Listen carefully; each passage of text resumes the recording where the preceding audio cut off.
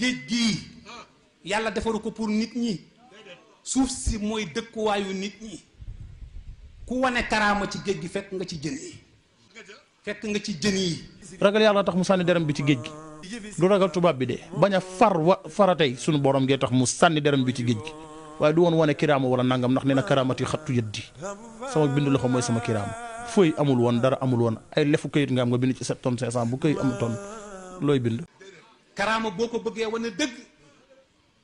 da ngay fexe ba mel ni yoon ci yàlla Muhammad.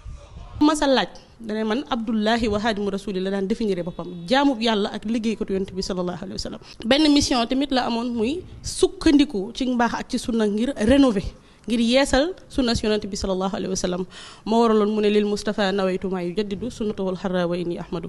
kon lépp loo xam ne am na ko mi ngi ko amee ci liggéeyal yonent bi sallallahu alayhi wa sallam waaye nag suñu borom du liggéey loo ko mën a fay kon dafa fay Serigne Touba.